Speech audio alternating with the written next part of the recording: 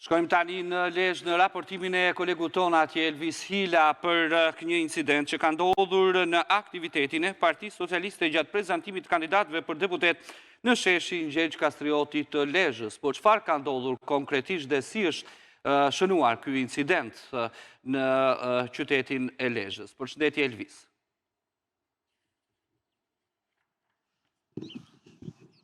Ju përshëndes nga Lezhë. Në fakt bëhet fjalë për një incident i cili është regjistruar pikërisht pas ditës së djeshme gjatë takimit të Partisë Socialiste ku prezantuan kandidatët për deputet të kësaj force politike. Kanë qenë një grup prej 10 personash, pjesa më e madhe banorë të lagjes Skënderbek, por edhe aktivistë të cilët me parull në lidhje me ndotjen ose me një pankartë që krijon ndotje fabrika pikërisht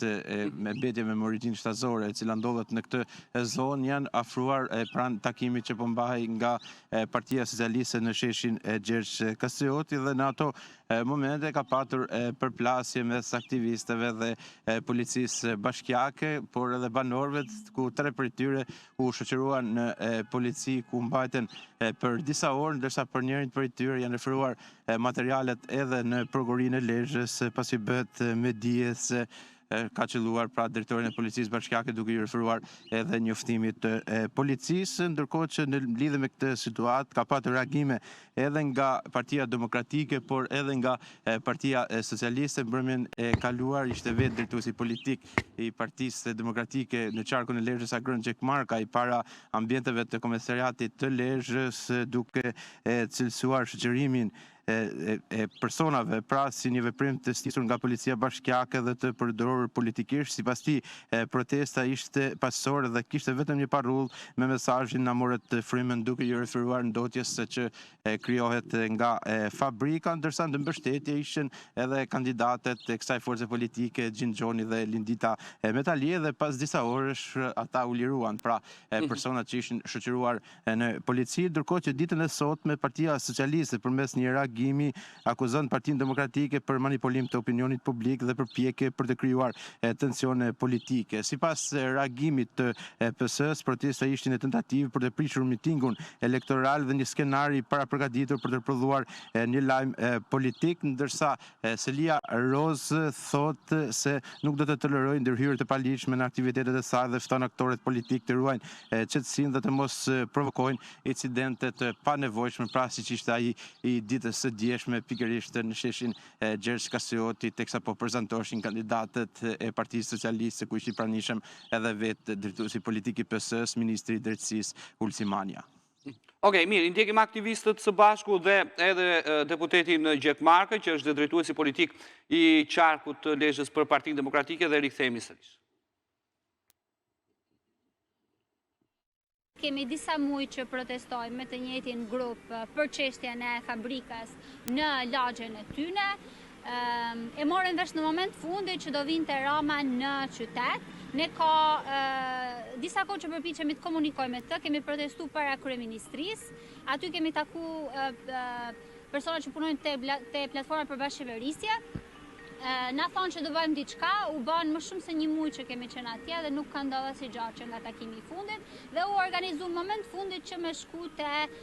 mitingu. Dolem atë parullën tonë "na morët frymën", ishim në distancë nga turma,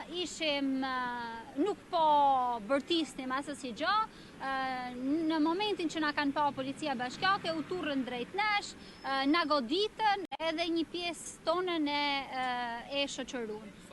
Interesi joni ishte thjesht për të bërë një sensibilizim, s'kishte asnjë lloj tjetër më gjatë, vetëm thjesht sensibilizim. Kishim pankartat në dorë dhe erdhën na sulën, na morën zvarr. Policia bashkiake mas anë erdhi në rrjedhë policia e shtetit. Sot 3 qytetarë janë marrë forcërisht pas një konflikti artificial të stisur nga policia bashkiake, sepse kanë hapur vetëm një banderol, një parull, ku thuhet "na uzu fryma", sepse realisht është kjo qeveri që po ja uze frymën qytetarëve, por në mënyrë specifike banorët e zonës lagjes Skënderbek dhe gjithë qyteti i Lezhës ka një problem ambiental me një fabrikë e cila e ka bërë jetën të pavlerë, të pajetueshme dhe mbas se mund të jetë dhe burimi infeksionë rrësmundjesh dhe këta qytetarë janë në drejtën e Zotit të protestojnë. Ne jemi në kushtet e flagrancës ku qytetarët merren peng dhe i bëhet thirrje policisë së shtetit mos përdoret politikisht. Ndërkohë, Elvis, pra protesta, siç thanë aktivistët, por edhe deputeti, është bërë për shkak pra të ndotjes nga fabrika e mbetjeve me origjinë shtatëzore në lagjen Skënderbeg. Kjo fabrikë është ndërtuar së fundmi apo ka vite?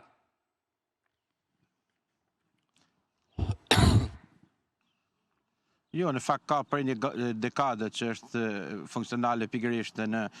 qytetin e Lezhës, por edhe kauza e banorëve vjen prej disa vitesh për shkak se sipas tyre kjo fabrikë, e cila ndodhet pikërisht në zonën industriale pranë lagjes Skënderbeg, krijon ndotje, ka patur protesta të vazhdueshme, të cilët janë përshkallëzuar gjatë muajve të fundit edhe para ministrive të linjës, por edhe para kryeministrisë, ndërsa sërish ditën e shtunë është paralajmëruar një protestë nga ana e banorëve ku kërkohet reagimi i institucioneve për t'i dhënë zgjidhje kësaj situate, pasi sipas tyre aty është bërë jeta e pajetueshme për shkak të ndotjes që krijohet nga ky subjekt në lagjen Skënderbeg të qytetit të Lezhës, dhe tashmë pritet për të parë protesta që do të zhvillohet pikërisht ditën e shtunë, pasi është paralajmëruar se do të ketë një organizim edhe më të madh, ndërsa ditën e djeshme, duke qenë se ishte paralajmëruar se mund të vinte edhe kryeministri Edi Rama, kishte u bë kjo protestë, pra një numër i vogël personash për të bërë edhe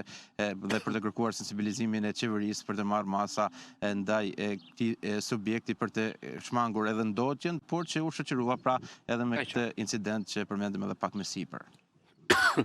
Faleminderit Elvis Hila për këto informacione që na përcjell.